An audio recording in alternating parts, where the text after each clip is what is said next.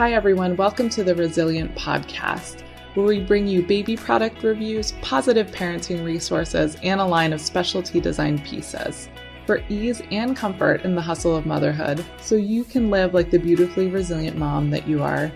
I'm your host, Mika. I'm also the designer and co-owner for Resilient Baby Products. So excited for you to join us today, and let's get into our episode. Hi, everyone. Thank you for listening to the Resilient Podcast. I am very excited for our next episode. We have Shanyah on from Minds and Cranes. Thank you for joining us today, Shanyah.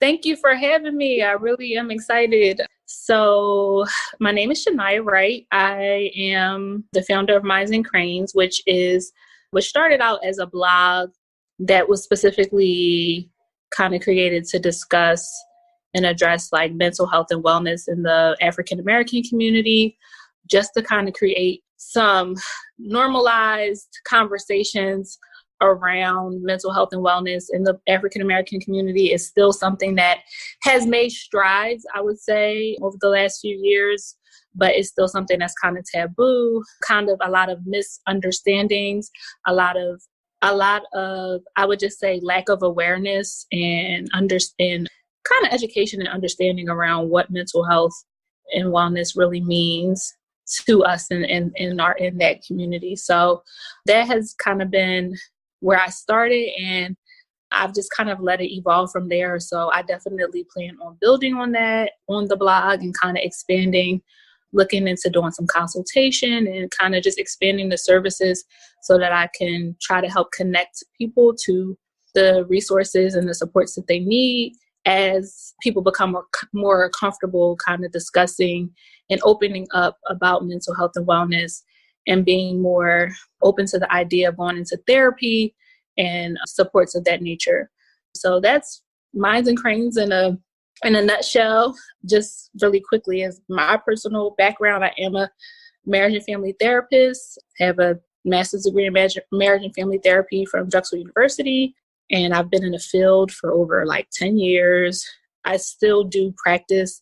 I do community-based family therapy. And also I do consultation work for the Department of Behavioral Health. So kind of just eat, live, and breathe mental health and wellness. But it's something that's near and dear to my heart. It's something that I absolutely feel is my purpose.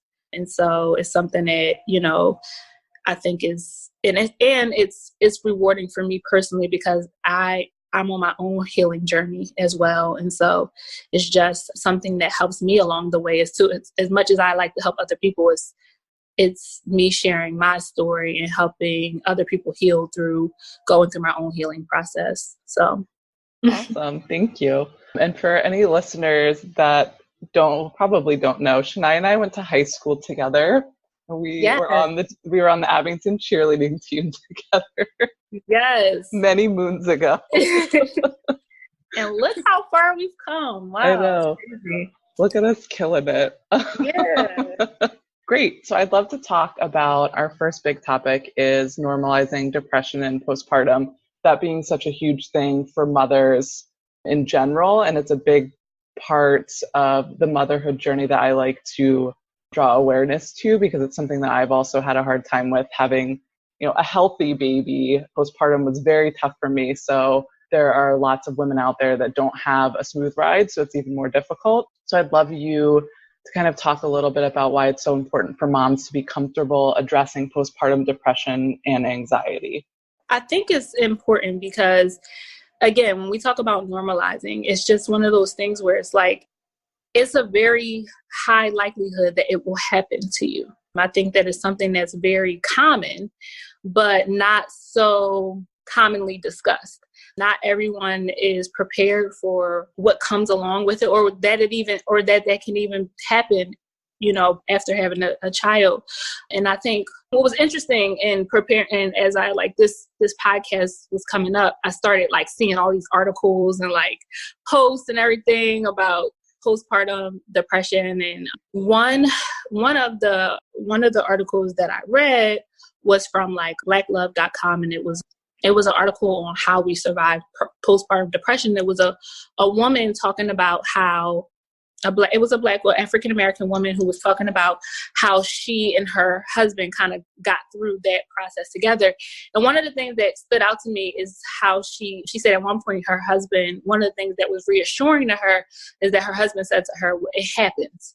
And I think just, it was a very simple statement, and it wasn't dismissive. And I'll read a little bit of the quote. She said, it happens, tore down the erroneous belief that I would somehow be the only mother and newlywed that had made mistakes along the way, that I couldn't grow as an individual and be a great mother simultaneously, or that financial stability wouldn't be attainable once our little one arrived. It happens reassured me that what I was going through happens on a macro level, that I was not the only woman who has felt unpretty during pregnancy, that had reservations about how well they would mother, or fears about how it would affect her marriage. I'm not the first to think these thoughts or feel these feelings. And I think that's just what it comes down to. I think it's important because it can happen. And for a lot of women, it will happen. And it's something that they should know that they're not alone. And the more that we kind of normalize and talk about it and make a safe space for women to feel like, to empower them to acknowledge and to be open about that experience, I think the better chance that we have of them being able to heal and move through it in a way that's healthy and that gets them back to a place of feeling whole.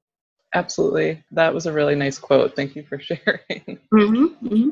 What role do you think their support systems need to play in their mental health? So I think so often, like it's kind of twofold, right? Because either people think that people do too much in trying to help, and then it becomes not so helpful. It comes out of love. I think family members, friends, just loved ones in general. Everybody has different forms of support systems. Sometimes it's family, sometimes it's people that are like family, sometimes it's friends or whatever. But whatever be the case, I think oftentimes when a new baby comes, everybody has a lot of opinions.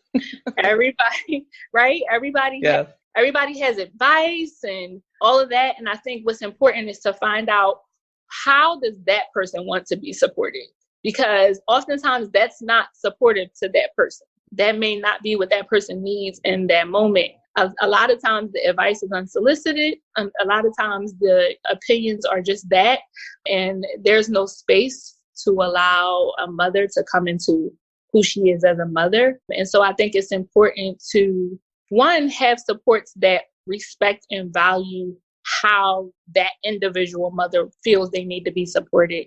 But I mean, I think it just comes down to making sure that these mothers know they're not alone. And so even if there are situations, and there are plenty of situations where there's single mothers who may not have a strong support system, I think the efforts, and let me be clear in saying this, I do not have a child of my own, so I do not know the experience of what it's like once you give birth and you're in a hospital, and what kind of resources are offered to you in that moment in time.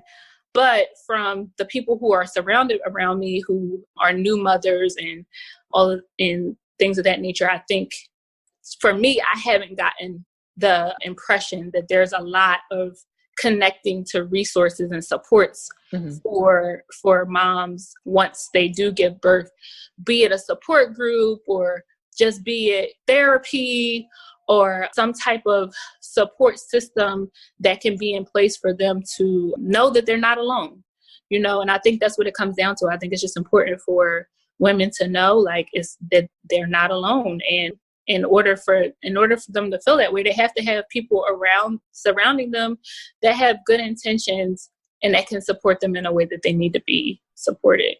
I agree. And I can confirm that where I gave birth, other than them giving some sort of like lactation support, support groups, there really wasn't any mental health support groups that were offered. They're like, here's your baby, go home and figure it out. And you're like, oh no, what am I doing?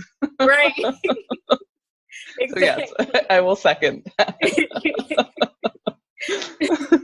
And that's so not like okay, because it's like a whole emotional aspect that is being kind of left out of the conversation or, out of that preparation. So, I mean, it's even emotion, like, an emotional kind of experience, even with when you talk about the lactation, like aspect of motherhood and what that means to women who want to, breastfeed or, it's a choice whether you want to or you don't want to. But for women who want to and can't, or for women who want to and having trouble, like that's a whole emotional experience. Like it's so many emotional kind of transitions that happen with giving birth. And it's like, none of that is really addressed. So yeah, I think that that's where the support system comes in. That's why it's so key. Yes, absolutely. I agree. Awesome. We are going to move into our next big section, and we're going to talk about stigma around mental health in the Black community. The first question we had was, can you explain to our listeners what is the stigma around mental health in the Black community? The listeners may not know about it in general. Go ahead. Yeah, gotcha.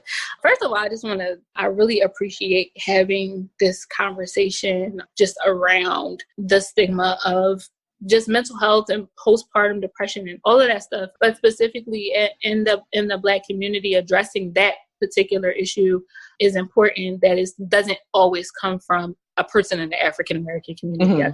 I think that is how we kind of bridge gaps.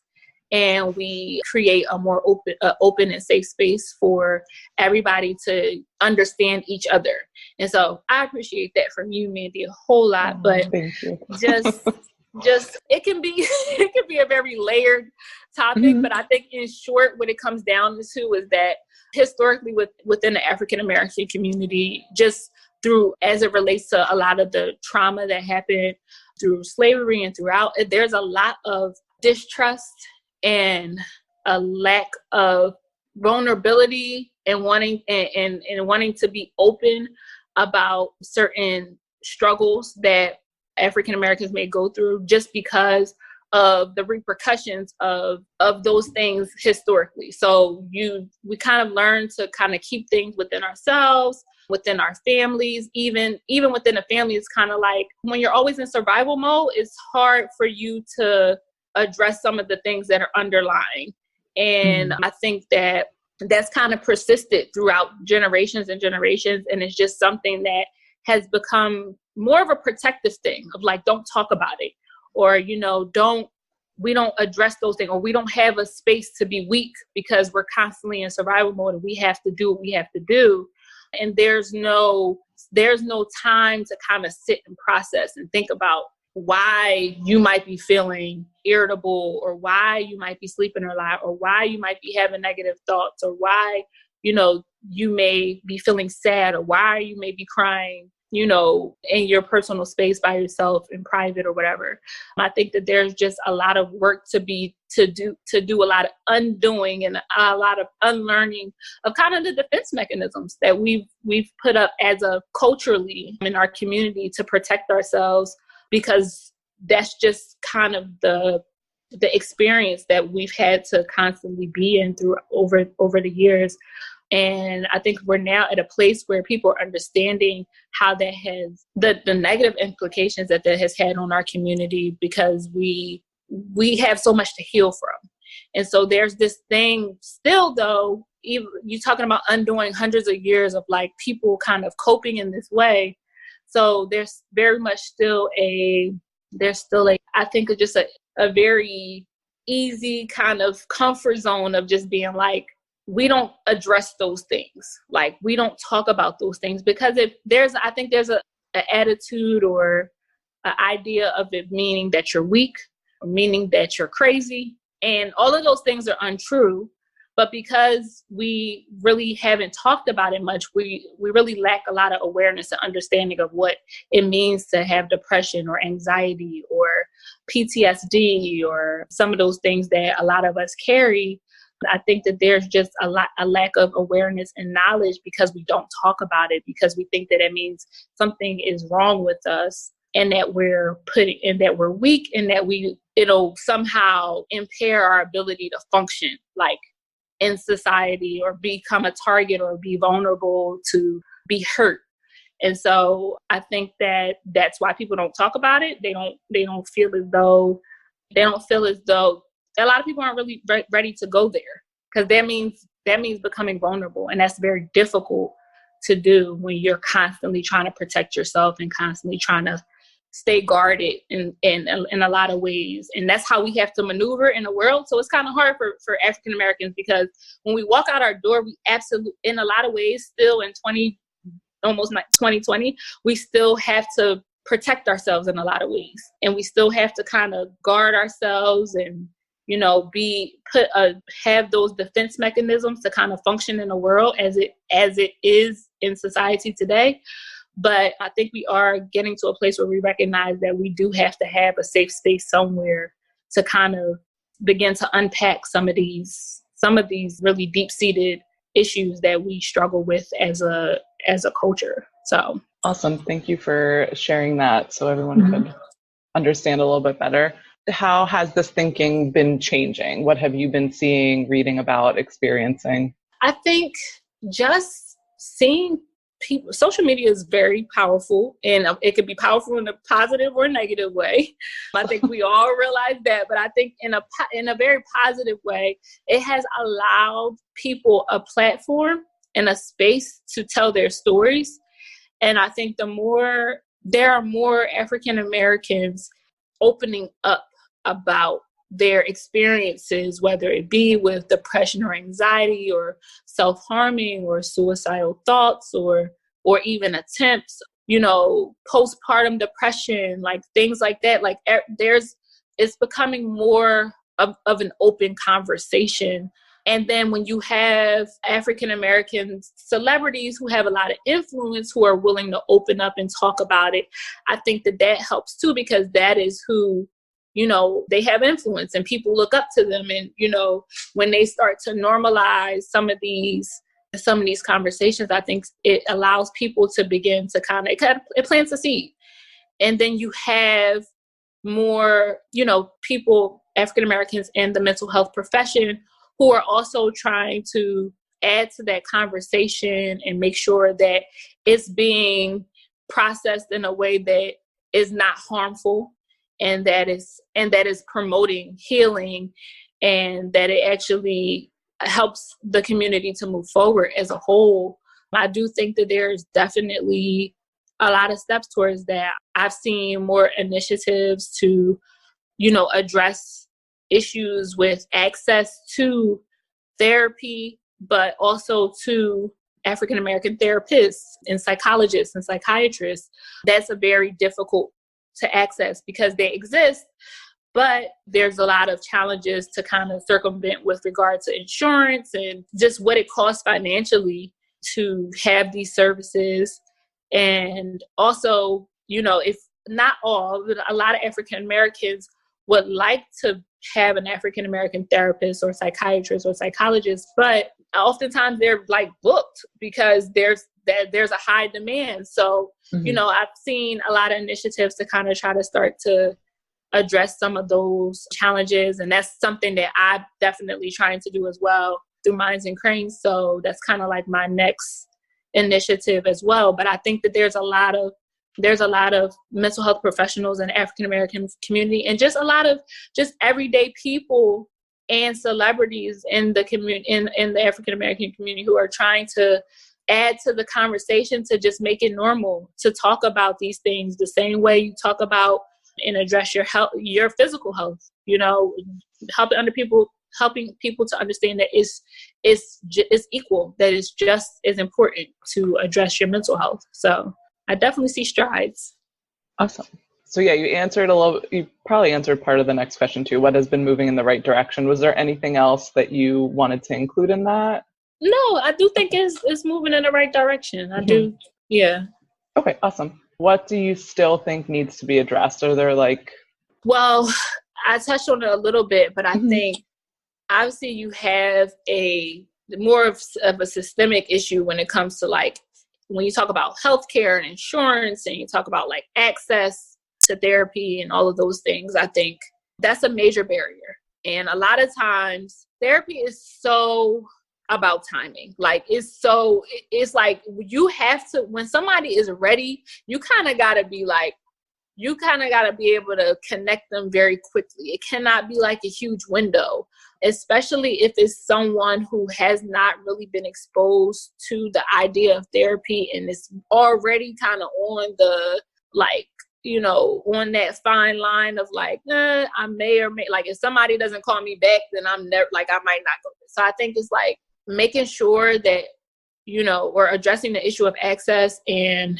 insurance and all of the financial part of getting the mental health support that you need. I think that's still a major barrier. And it's something that, like I said, I do see people addressing it, but I think it's something that it will continue to have to be a major effort to try to create less disparity in that regard, because I think that's where a lot of people get stuck when they are ready.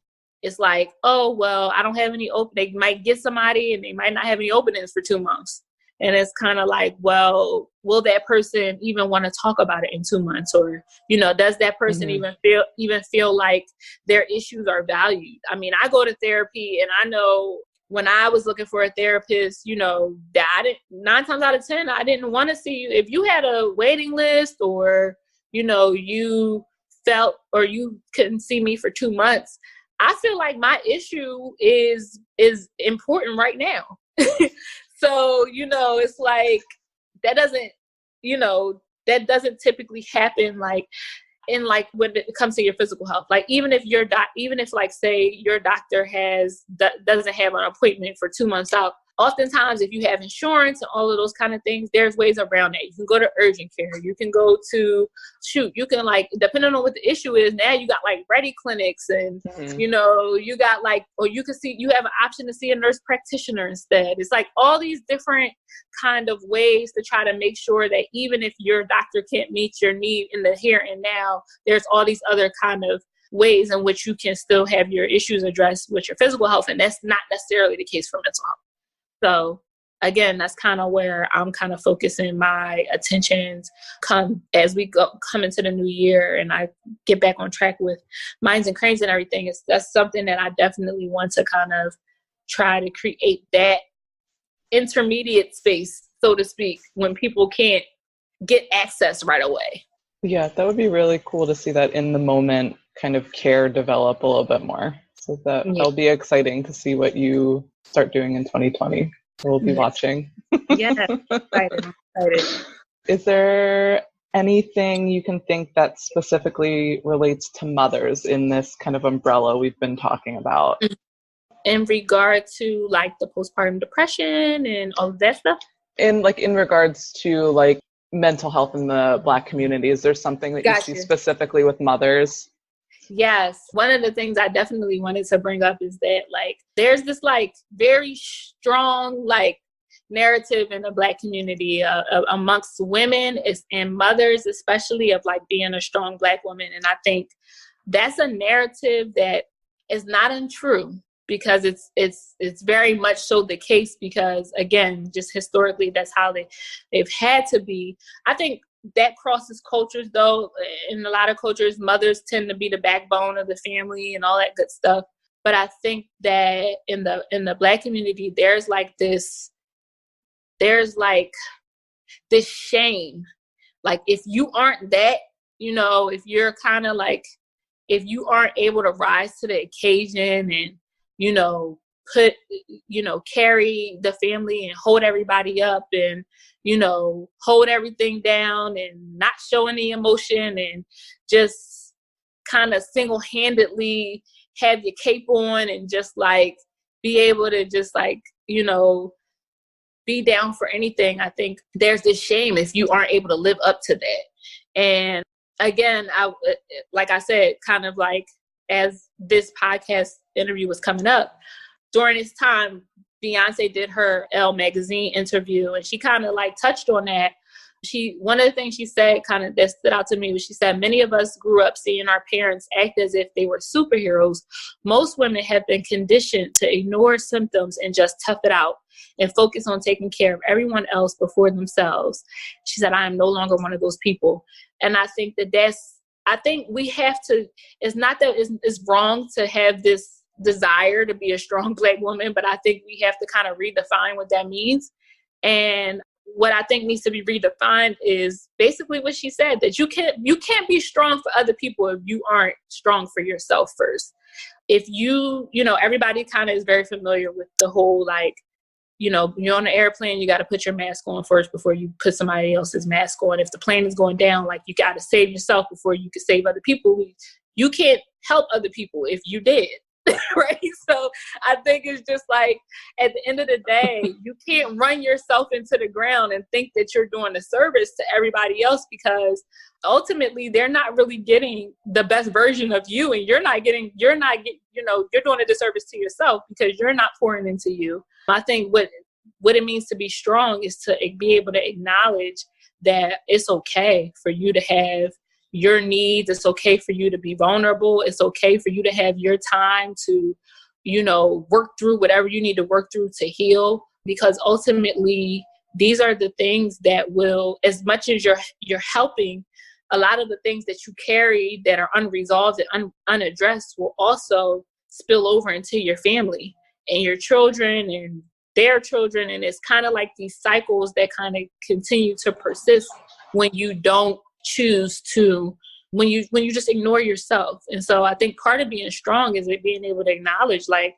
I still am a person. Like, I'm still a whole woman before I'm a mom. Like, I'm still a whole woman before, I was a whole person before I had children. I was a whole person before I took on all these other responsibilities, and kind of having permission that it's okay to do the things that will help to fill your cup, and you don't have to feel like you're any less strong because of that.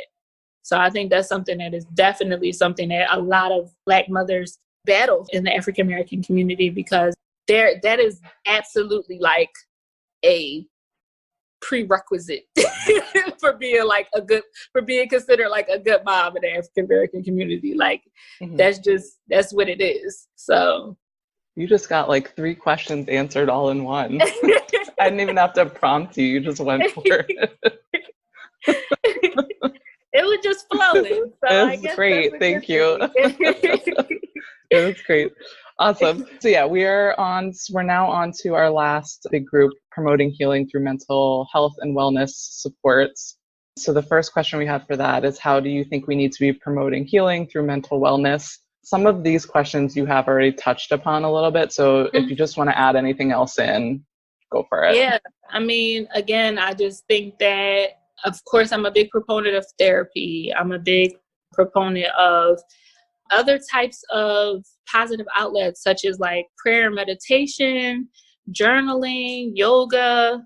Really, healing doesn't look like therapy for everybody. Not everybody chooses to take that form of healing. There's so many different ways to heal. Also, healing is sometimes just asking for help. Like, it's giving yourself permission to not know it all, and to not be equipped with every single tool that you're going to need to be a mom, or whatever it is you're doing in your life at that point in time. Like, it's okay to not know, and it doesn't make you any less of a person. And what will help you to heal is being able to ask for help and lean on those supports and support systems. It may look like a support group. It may not be a traditional form of therapy, but I absolutely believe that you definitely have to find some type of positive outlet that will allow you to kind of help you through the process of healing, because whether you're struggling with postpartum depression or not, or in some other form of a mental health challenge, there's so much that comes with a new transition in general. There's so much that comes with any transition, really. Like, I was just telling you earlier, like, I just moved, and the emotional toll that takes, adjusting to your new normal, you definitely need support through that. So I definitely feel that having those outlets are going to be what helps to promote healing.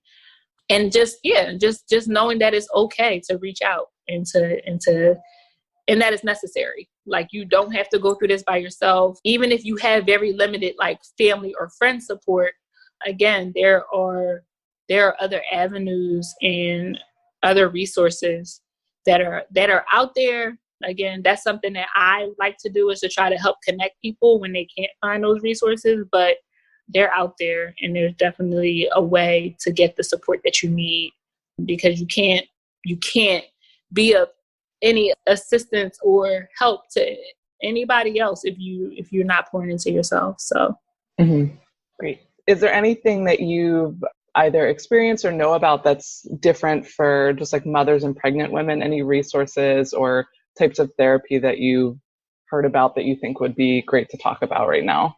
Honestly, I really, like I was saying earlier, I think the resources are really limited. I think that I've run into kind of things here and there in terms of like support, like postpartum depression support groups, but it's like scattered. There's nothing that's like that I've found or that I've come across personally that is like something that's like widespread. It's usually like you kind of find it in the corner somewhere. You're just like, oh, this exists. And so I think it's just research is very important. Just like even if you can't do it. I mean, when we talk about support systems, that can be something that you ask someone else to help you do. You know what I mean? Like, you might not have the time to sit there to research and Google, but someone else who is supposed to wants to help, you know, they might have all the unhelpful advice, and that could be a way that you kind of redirect them. Like, listen, I don't know about that, but you can help me find these support groups because I'm struggling here. I think that, you know, they do exist. It's just about trying to pinpoint where they are. And, you know, that can be a little bit difficult, but I do know there are postpartum depression support groups. They're like, you know, I try, you know, as much as I'm saying, try to pour into yourself and try to find some time for you, there's still like for the moms who either aren't ready to just be apart from their child or just don't have the support. There's like the yoga, mommy and me classes, and that's still kind of giving your opportunity to kind of like, you know, decompress, even if your baby got to be there. But, you know, and there's little things I think that anybody can do postpartum, or, you know, any other thing. And just like I said, like journaling, things of that nature, that would be helpful. But that's something that when you reached out to me about this topic, that's something that I was like, wow, that's something I really want to kind of look more into in terms of resources, because it should be a lot more. It should be, you know, it should be so many more resources for that. And it's really not as accessible. Not to say they're not out there, but I don't think they're as accessible as they should be. So yeah. Awesome. I do also think social media, like you were talking about before, has really helped with pregnant women and postpartum, because there's lots of influencers or just brands that are kind of stripping it down to, this is what it is. You don't look cute after you give birth. You're crying a lot, and they photograph it and they share it. And that helped me a lot when my son was up at like 3-4 in the morning and I'm just crying, scrolling through social media, and I'm like, okay, I'm not alone. This is a little bit better. And I know there's like even a lot of support groups through social media, because I know I have a friend that it's like a whole like mommy network out there, like. And I think that's awesome, because at the end of the day, it's like, listen, if the supports aren't out there, we're going to form our own, you know, and that's women for you. Like, we're dope like that. And it's just like, I've heard my friend talk about them a few times. Everything, any type of support that you need as a mom, like down to like, she don't even take professional pictures anymore, because she's like, oh, I just send it to this group and they just like they help me do backgrounds and make it look nice and all this stuff. And it's like, that's awesome. And I think even if you want to start there, you know, and just start kind of like, look, let me try to search for some mom support groups on Facebook or on Instagram. Like, you know, there's nothing wrong with, because nobody's really going to understand you like someone who's going through it, you know, and really can relate to that experience. So I think that's a great place to start when there's a lack of resources or supports, or if you have to wait on a therapist, for example, or something like that. To have something kind of in the intermediate, I think would be great. Mm-hmm. Awesome. We're gonna wrap it all up now. I'd love you to share kind of 3 big things that we talked about today that you'd like our listeners to remember. I think the first kind of the first point of that, it can happen, and it will likely happen. Just to kind of dispel any kind of, stigma around having postpartum. Like, it's something that's very common and it's very normal, and it's okay, and you will get through it. Not to say it will be easy, but it's a way to get through it, and you don't have to feel bad about, the fact that you have it, if you're experiencing it. That's one. I think just giving women knowing that they have permission to pour into themselves and heal, and make sure that they are, prioritizing their own healing processes so that they could be the best versions of themselves. And truly, I think when you're the best version of yourself, then everybody else benefits from that. Your children, your significant other, your family.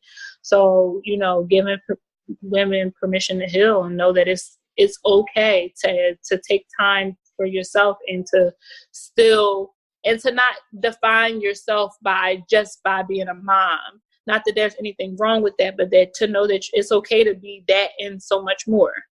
And third, I would say just not being afraid to ask for help and get the support that you need, whatever that may look like for you.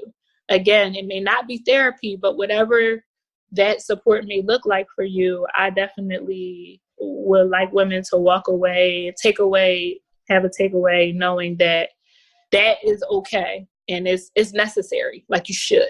So those would be the 3 things that I would say. Those are great. Thank you.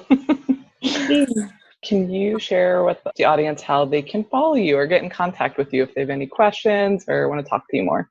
Yes. So I'm on Instagram and Facebook at Minds and Cranes as one word. So Minds, MINDS, the word and then Cranes, CRANES. So those, anyway, if you Google any of that, or if you search any of that rather on IG or Facebook, you can find me there. And then the same for my email is mindsandcranes@gmail.com. So they're all pretty much the same. And then my blog is the same. Minds and Cranes. So, yeah. I'll link all of them in the show notes too. So anyone who is listening can just get the links. Okay, cool. Awesome. Well, thank you so much for joining us. It was really great to talk to you. And hopefully we can bring you on again in a while. Definitely. Thank you, Mandy. I really appreciate it. So thank you guys so much for joining me. I hope you have a wonderful day and a wonderful rest of your week.